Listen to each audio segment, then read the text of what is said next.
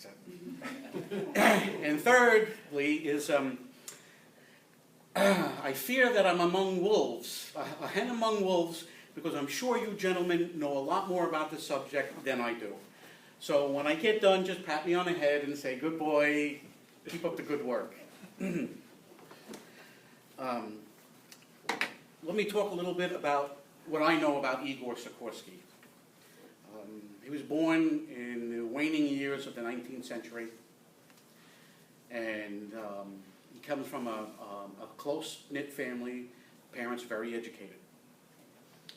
He became interested in aviation when his mom would read him stories, Jules Verne stories, and he went to France and saw the beginning of aviation in France, and he got all interested in aircraft, and what he wanted to do was design a vertical lift aircraft. Now, I'm not sure back then if they actually called them helicopters, but he came back to Russia.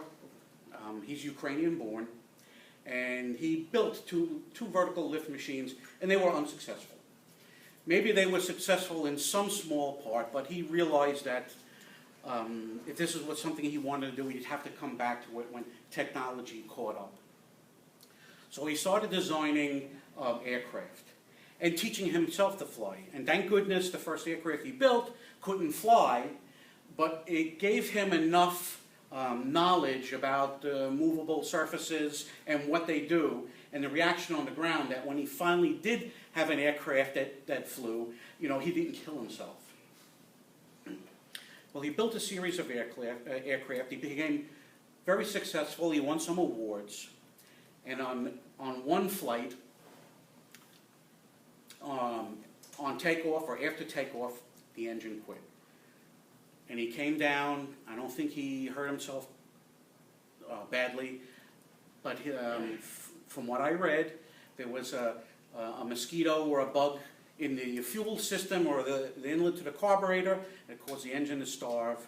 And at that point, the light bulb went off in his head, and he said, well, it's probably better if you have more than one engine. And he went to work for, or was working at the time, for the Russo-Baltic Carriage Company. He became their chief engineer and immediately went to designing multi-engine aircraft. And from that, his first four-engine, or two-engine, then four-engine aircraft was the Grand. And the Grand was an amazing aircraft. Many people didn't believe it'll leave the ground because it was so large. It was a very heavy airplane, and if it left the ground, it wouldn't get to any altitude. But he proved them wrong, and he went on a little marketing campaign to show off the aircraft, and at one point he landed near, I don't know if it were the Tsar, near the Tsar, and the last Tsar of Russia came and visited and climbed up to the cockpit and wouldn't fly with him, but he then awarded him with a golden watch that was jewel encrusted that he kept for his whole life. It was something very important to him. From the Grand, the airplane morphed into the Il'ya Muromets.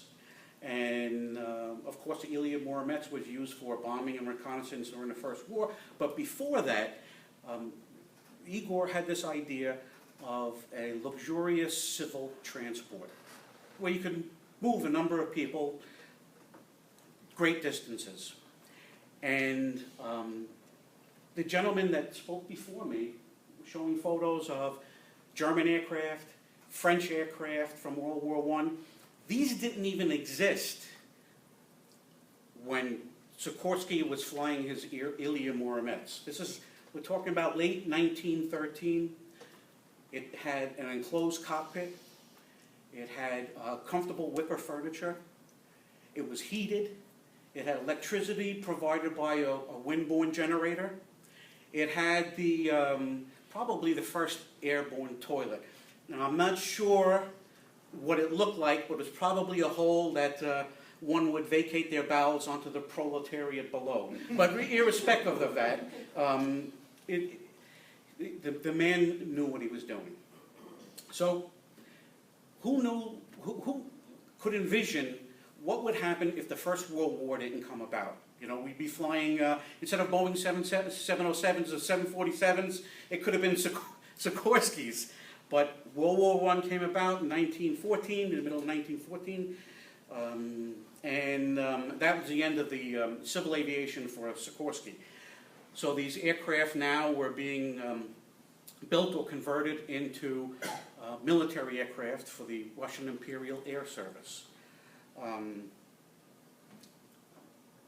To borrow a term from hockey, I believe Igor, he has a hat trick in aviation. The first 4-engine aircraft, the first Pan Am Clippers, the large flying boats which opened the Caribbean, South Atlantic, and even mapped the Chinese route. And of course, you know, his continuing company in Connecticut that mass produces helicopters. And usually, you know, if you see a helicopter today, it's got a main rotor and a tail rotor, a small tail rotor for directional stability. That's Igor Sikorsky. So I am a modeler.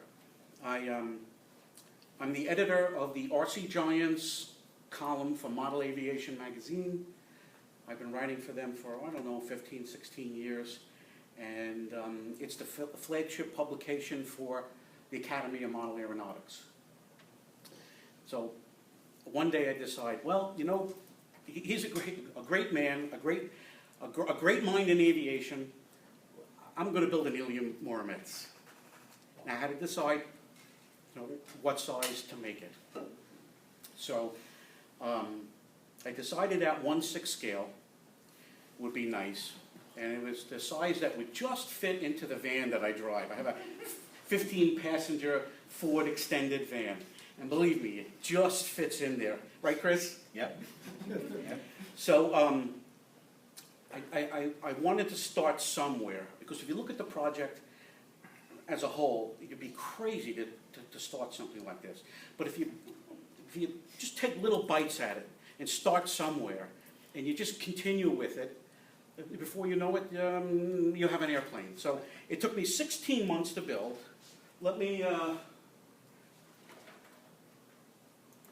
start off finding information on the internet.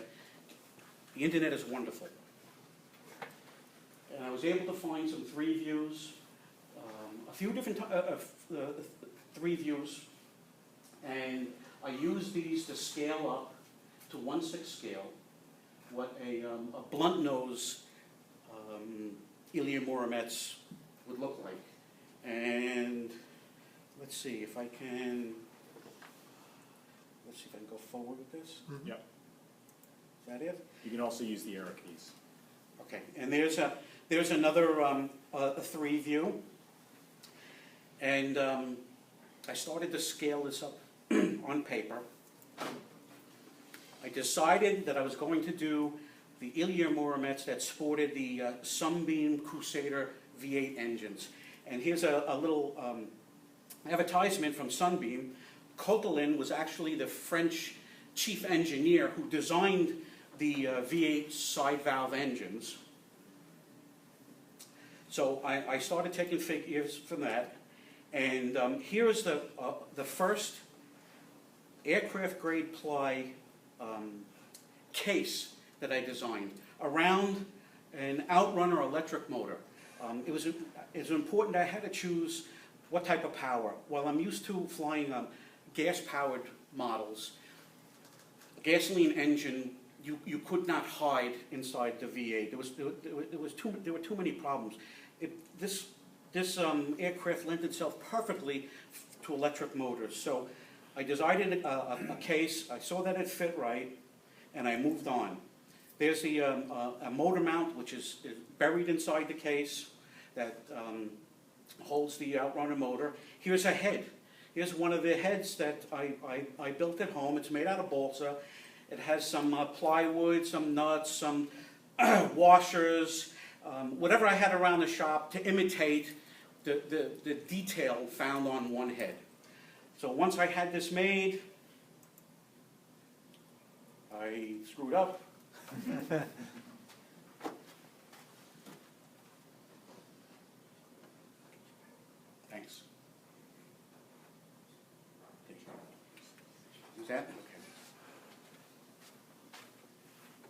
There's the other side of the head. I primed it, I painted it, glued it to the bottom of a box. I used some liquid rubber. I made a silicone mold. There's the silicone mold. I pulled the head out, and then I made 8 heads for 4 engines, and the repeatable accuracy is amazing. This is done with resin. There's the original, and the white one on the right, that's the copy. Now here's an engine that I put all together. It has the heads, it has the exhaust, it has the intakes, it has the magnetos. Now I started building the parts of the airplane. Here is one elevator and one side of the horizontal stab. I'm using carbon fiber tubes for spars. Here's the fuselage and the tail installed, just test fit. Here's a couple hundred ribs. I designed the ribs. I had them laser cut. They're all the same shape, but they're made out of different material. They're 1/8 inch balsa, 1/8 inch light ply, and 1/8 inch aircraft grade ply, based on where they needed to put in the wing. Aircraft grade ply was by all the struts, the strut fittings, the engine mounts. The balsa was just for the shape of the wing, where no support was needed. Here's a wing panel that was framed out with a very large ailerons that this airplane had. Here's another view of it. It's got a carbon fiber leading edge. It makes it very strong. And I built it similar to the original one. They were built in sections and put together. So what you're looking at is 3 sections here, just slid together. I had to make a mold for that wonderful greenhouse out front. Once I made the mold and it fit, I had some ABS pulled for it. There's the greenhouse. It's got 2 layers. It's got clear, and of course the outer layer, the framework. Here's a picture of the landing gear. The landing gear is pretty interesting because they used 4 sets of rims and rubber, two on each side of the gear. So there was 2, 4. There were 8 tires, spoked tires, and 2 of them were covered with leather. They were covered in leather and sewn, I guess, for unimproved airfields, so you wouldn't get mud or dirt inside. Here are the wing panels. Now I'm starting to paint the wing panels, and they're great. They're in 30-inch sections. It's easy to handle. Here are the struts. You make 1 strut, you make 32. It just took time, that's all. Here's one side of the wing panel put together. Now I'm starting to install the struts and the engines onto the motor mounts. Here are the 2 large fuel tanks that this version had over the pilot. The earlier ones, they moved the tanks around. They had them over each engine, and they probably realized that in wartime, if they got shot, it's hot fuel going over fuel going over a hot engine, and you have a fire. So they decided to move them over to pilots. Here's the center section that I'm lining up with the 2 outer panels. Here's the deproduce and control column. There's a 1/6 version of Igor Sikorsky, and the rudder pedals. Inside I have the throttles, the magnetos. There's a little pouch that I know they had on the side for maps. Here's the drums for the Lewis guns that were up top. There's a bomb rack inside. I forget what type of the size of these, but I know they're scale. I had them CAD drawn and then 3D printed. Now, this was the toughest part. I wanted to replicate a 1/6 scale version of Igor Sikorsky, and 1/6 scale is very common as far as action figures go, so I can get a plain action figure, and you can go online and buy all sorts of clothing for it. I got the leather pants and the boots and the jacket. I had to make the helmet. There's no helmet like that. And the face was done by a company called That's My Face. If you sent them a photo, they would do a head sculpt in whatever size that you want. So they did a 1/6 scale for me. But I think the worst part of this project was trying to put the shirt on him. I was downstairs in the basement with all different types of expletives coming out of my mouth, trying to get the white shirt underneath his jacket. But in the end, I had to rip it in the back. Don't tell anybody.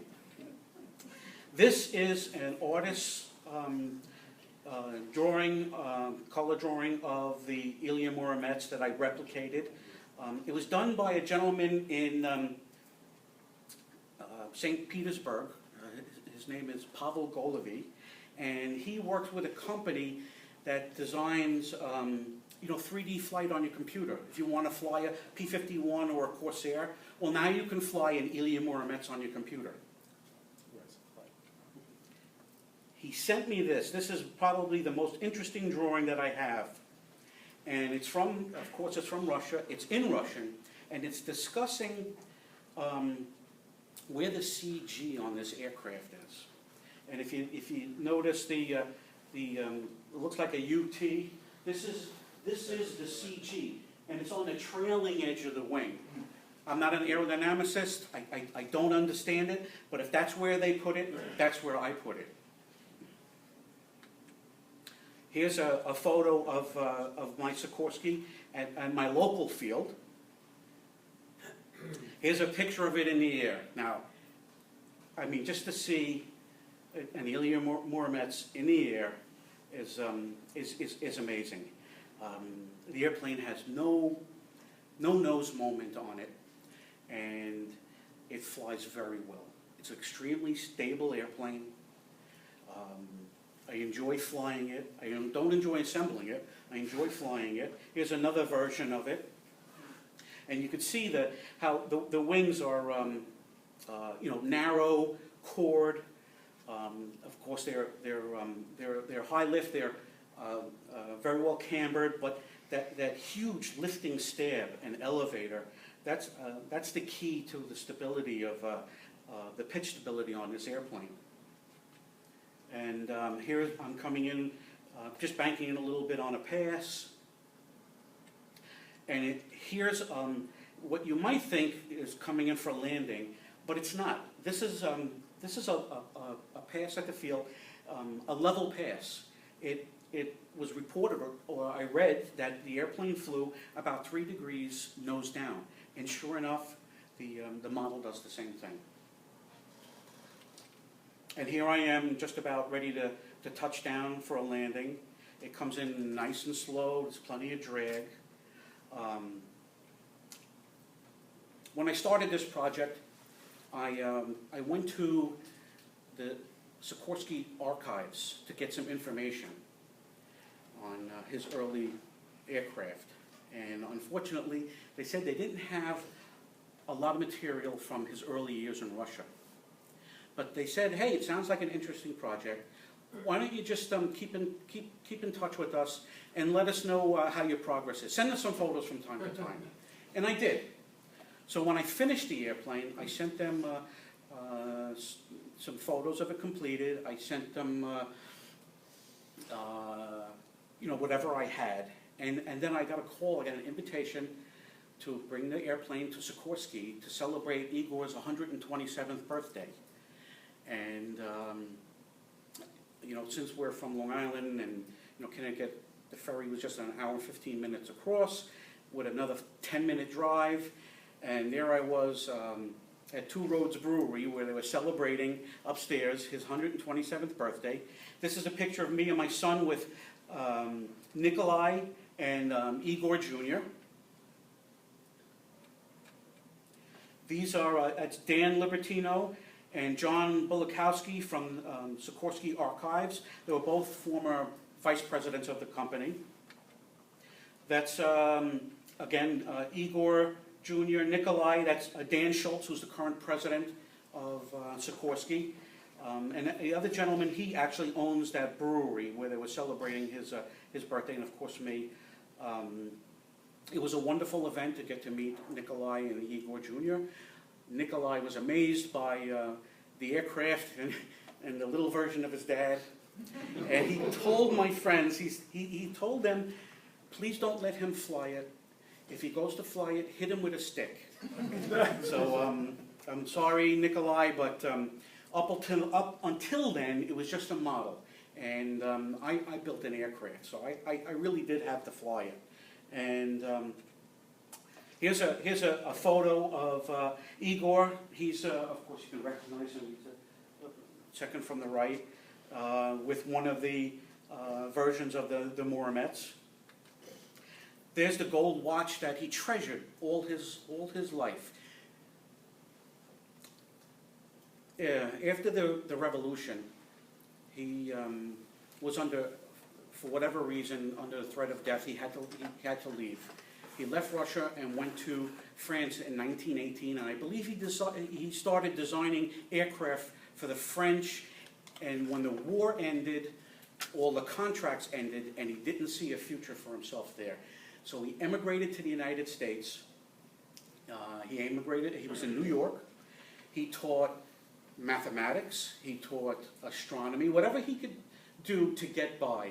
And while the Americans didn't know who he was, the Russian expatriate community, which was quite large, they did know.